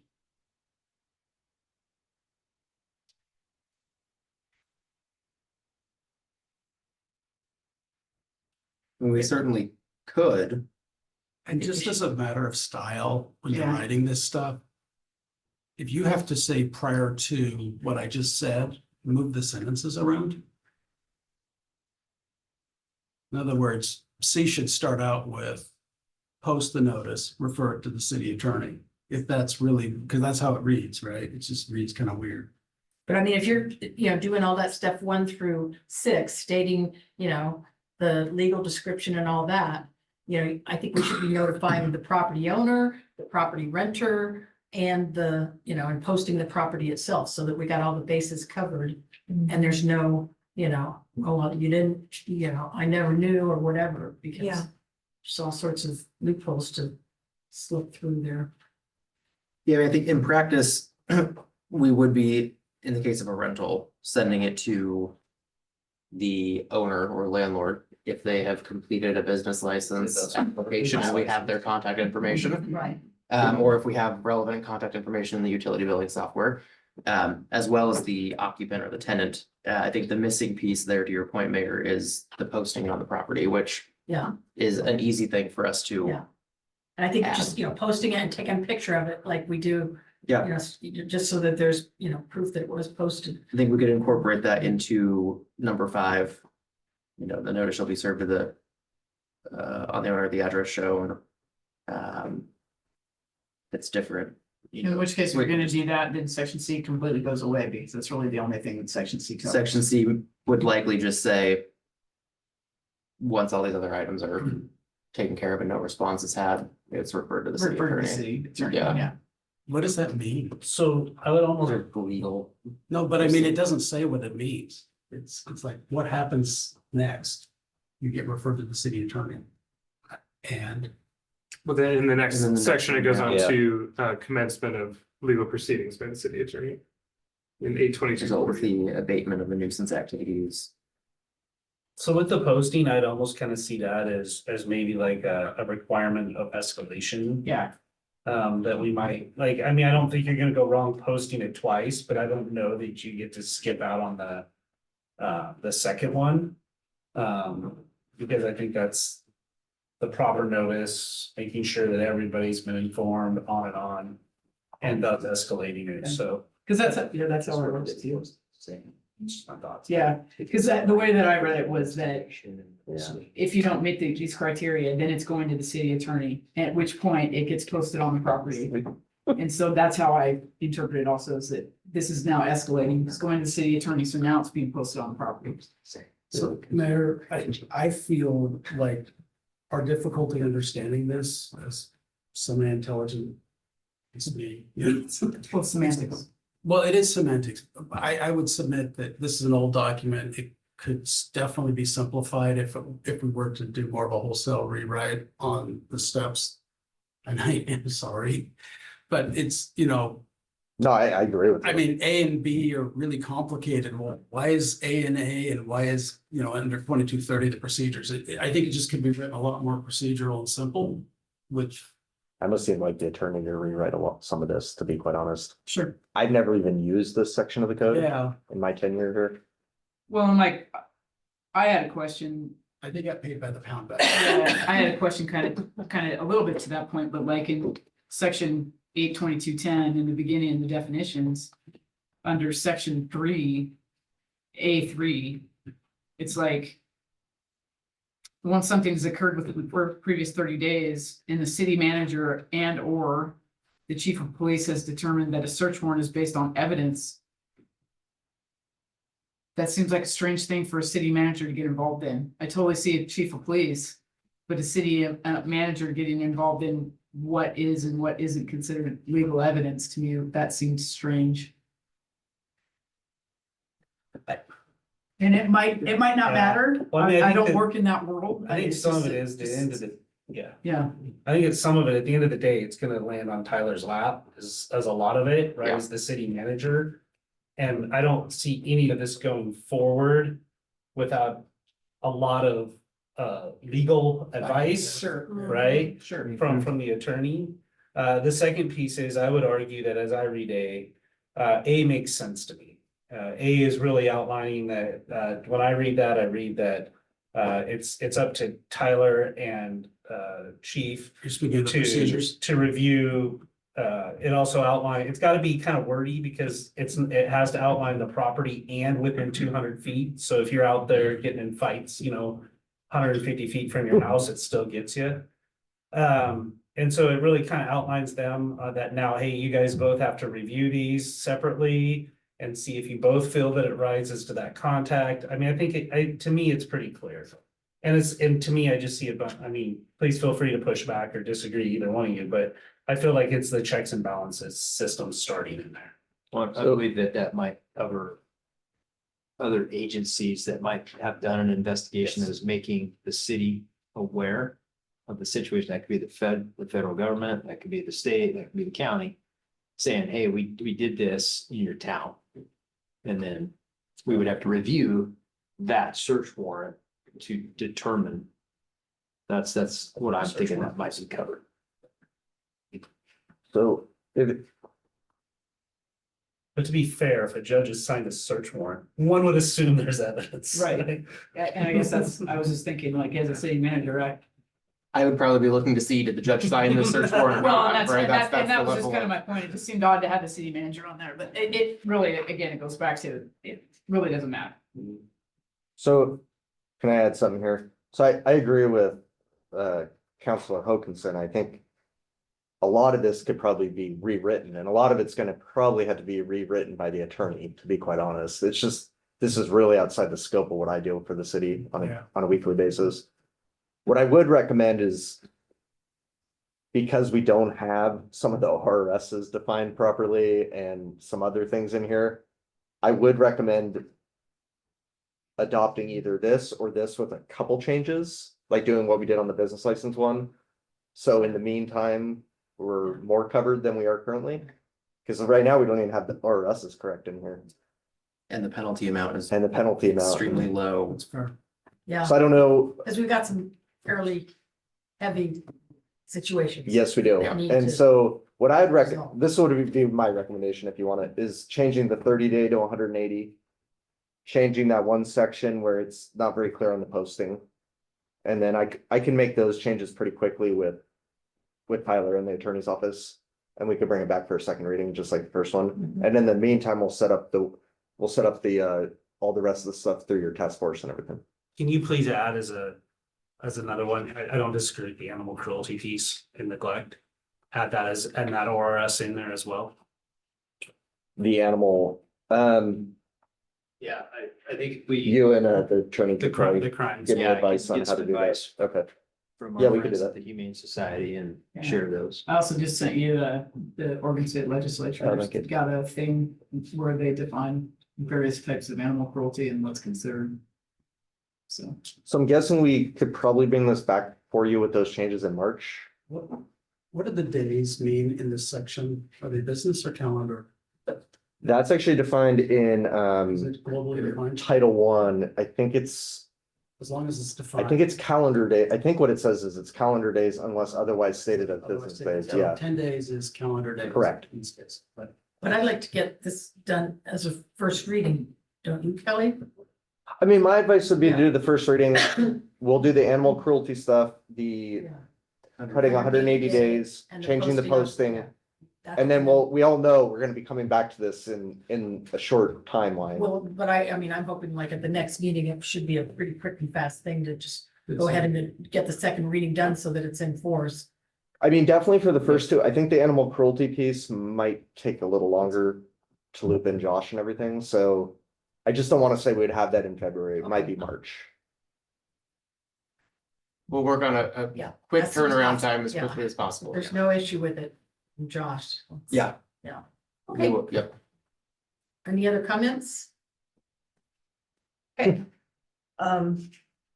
May I have a motion to approve the first reading with the changes that were just referenced? Yeah, and Mayor, I can go ahead and just read that. Oh, yeah, first reading, I'm sorry. Yep.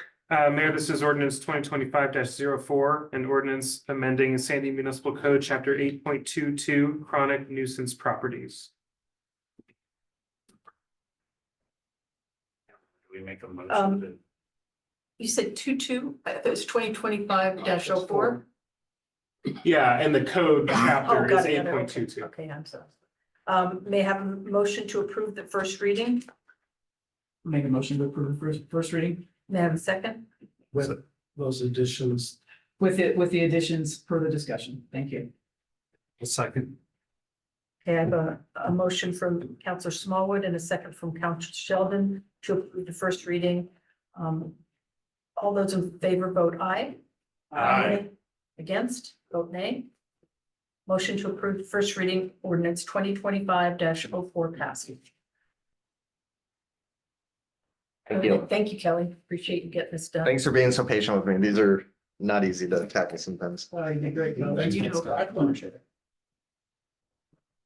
Okay, new business is the update of the MOU with the Sandy Police Sergeants.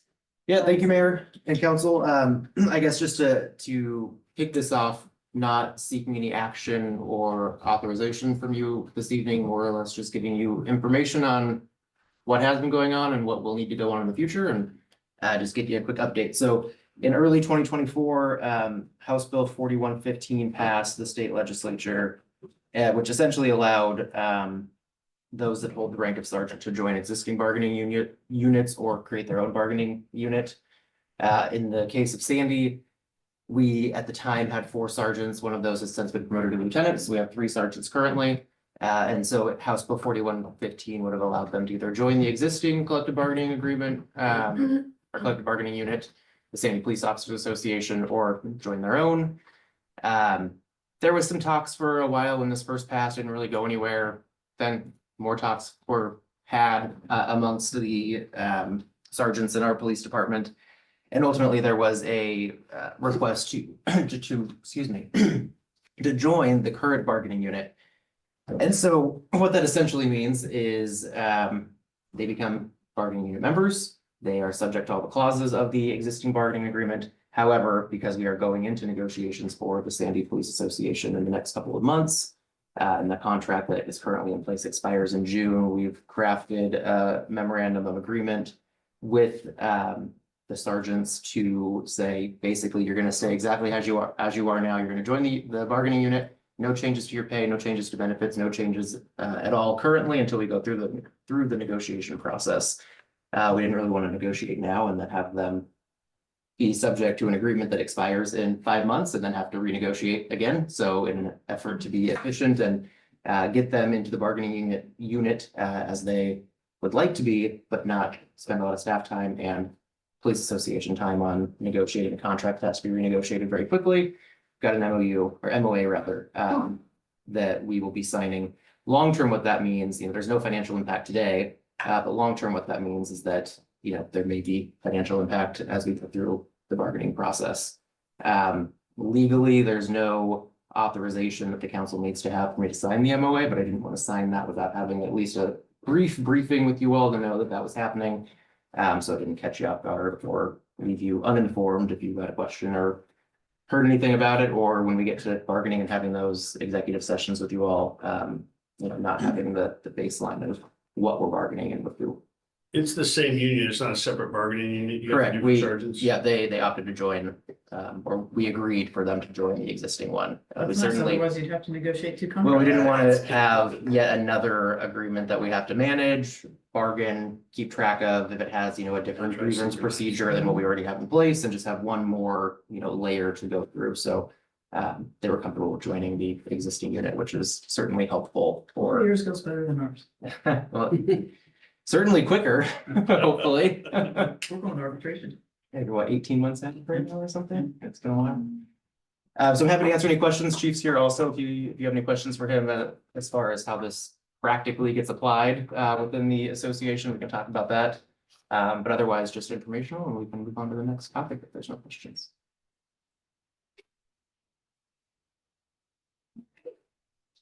Questions? All right, very good. Thank you. Thank you for presenting that.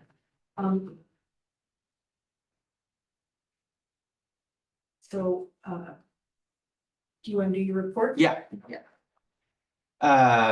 So a quick, guess it's not a reminder because I haven't told you this before. We have council photos scheduled for the next meeting. I know Councilor Sheldon, you're not going to be in attendance. We can coordinate a different time to have an updated photo taken of you, but we have a couple new members and then other photos that have been up there for quite a while. So we figured we'd just get a new round of headshots for council members.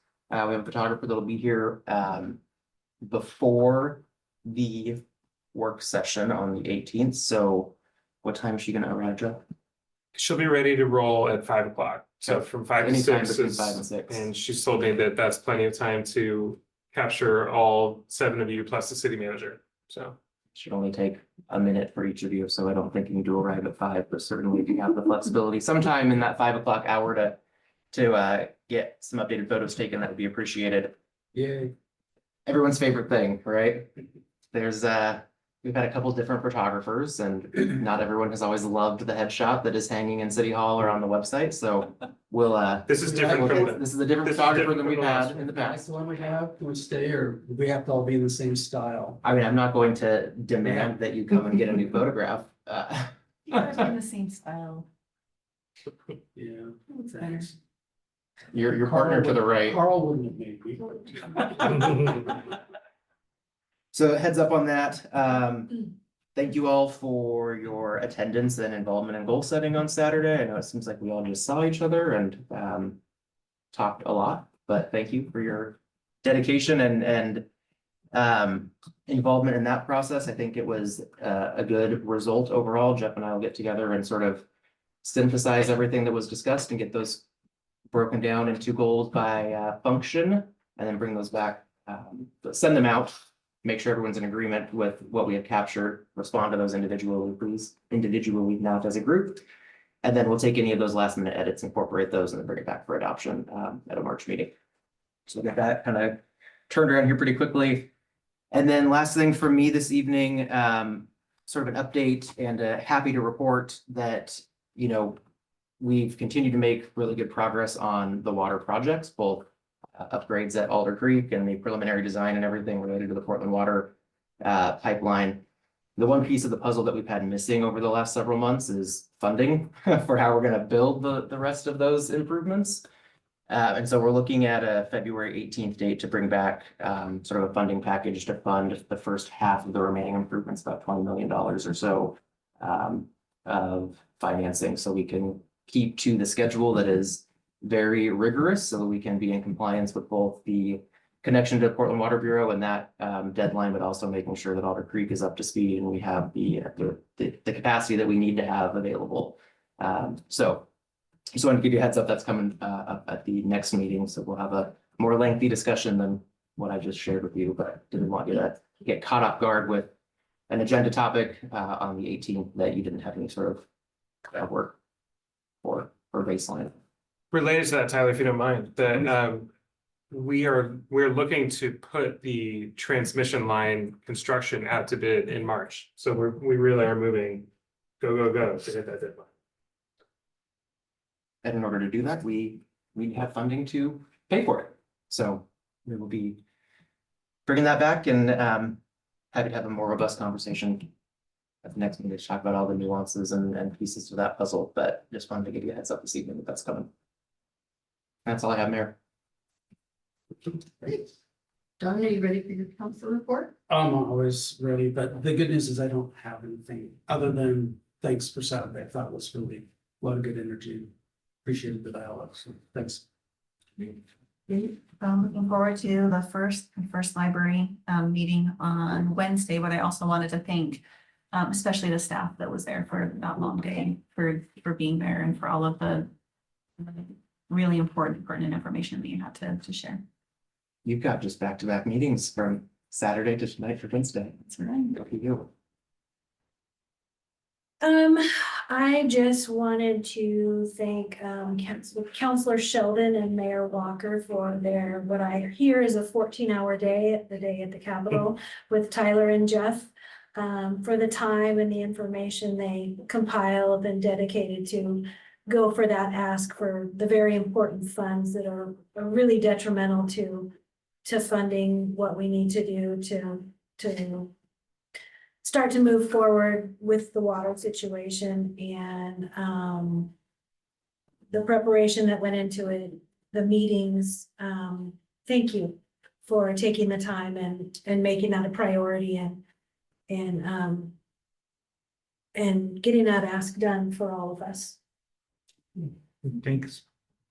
Which, Yeah, on that note, so I don't want to take too much steam away from no, go ahead. Kathleen, but we went down there and met with 5 people. 3 two senators.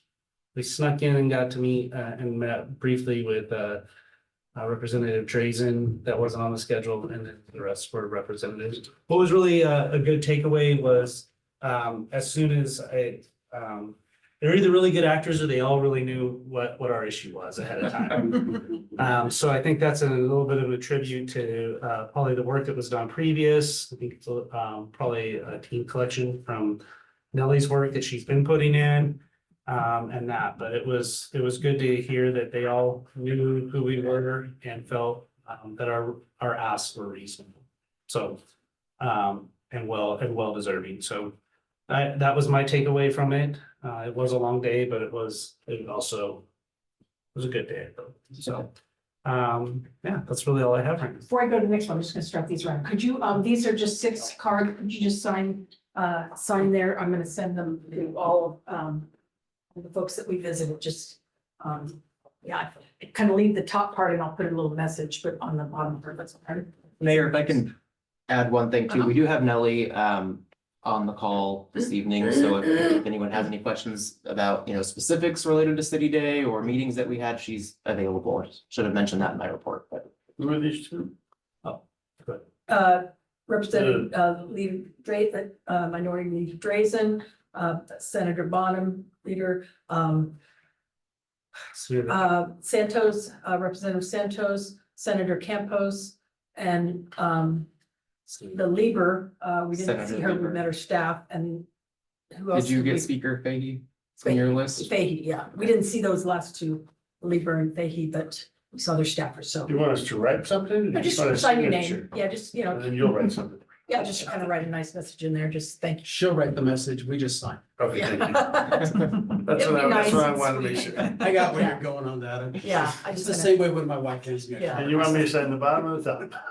Bottom. Thank Sorry about that. Thank you, no protocols. Okay, Lori? You done? Yes, I'm sorry. Sorry. Yeah, I don't have anything. I defer as well. You're going to the C4 meeting, right? Yes, on Wednesday. All right, we need a Mount Hood Economic Alliance rep. I thought Chris or Rich are on the Economic Development Committee, or either one of you willing to serve on that, it makes sense.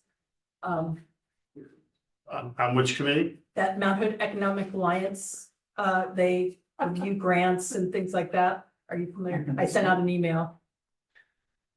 Yeah, I saw your email. We can chat about it. Okay, Yeah, all right, yeah, let me know. Yeah. Yeah, if either one of you, otherwise Don said he's willing to do it too. But But he it thought makes it more would. sense of pulling together. Yeah, that's what he said, okay. And then, the Clackamas County's put together a library task force, and they need a urban representative mayor and a rural representative mayor. And guess who volunteered to be the rural representative? That'd be me. And so just wanting to kind of try to, get some input on that group to talk about how the funding formula is developed, because the more I've dived into it, the more kind of what I perceive to be inequity there on how basically Malala gets about $20 per person in the city, and Lake Oswego it's about $80 per person. Yeah, I'm not gonna. So I'm gonna talk on that. City Day was great. We really stressed that whole regional approach that, their proposed alternative really gets us to a regional approach so that, because we know infrastructure doesn't last forever, and the idea that we're not only doing it now, but then, in 30 years or whatever, the idea that we wouldn't be doing this, with just a population of whatever we are in 30 years, that we've got a much bigger population to spread these costs to is really, I think, the way to go in the future. We did, one of the highlights of the day was to meet with Mayor Travis Stoll, that's mayor of Gresham. He was very friendly and really outgoing to us, and we're looking forward to spending, getting to know him. I think it'd be helpful to have, eventually get, some kind of more social have a session or something together, at least with some of the counselors. I just have had a bunch of meetings with, like a meeting with the Mount Hood Community College president. We met with, Jeff and I met with Senator Wyden's aide, talked about, money, septic sewer needs, and meeting with Commissioner Savas tomorrow. So it's kind of been busy, a lot of meetings at front. The subcommittee, wastewater subcommittee meeting is this week. And we'll be attending that. It's, I think, I haven't looked through all the slides that they sent us, but I want to kind of have a chance at the meeting to kind of go over those, make any edits to it. But my intent is to send out that whole package. Then they've got stuff on the wastewater, and they've got a communications plan. So I want to be able to send those out to everybody on council after the meeting. Whether they're bringing it to the council later or not, we're just Right. gonna forward. Yeah, I just like kind of that. give people a I heads think up. that solves Um, Councilor Smallwood's Yeah. issues she's raised several times. So. I'm gonna kind of repeat the fact that I want to kind of get this summary for both water and wastewater, kind of a little bit about the history of what we, how we got here, the options considered but dropped, the options that we're pursuing, project and dollars that are already been done and spent to date, the updated cost for the options going forward, and the strategies of how we'll get the funding. So that we can kind of all get on the same page and have that. So that's something that they're working on. And then I really appreciate and thank everybody for their patience during goal setting. I think it's very well done, and people had some excellent points to make. So looking forward to it. So thank you very much. I did read that email, sorry. Okay. Because you said not give it much thought yet, so, Okay, well, you guys just let me know. okay. Okay, all right. Anything else for the good order? Meeting adjourned. 53.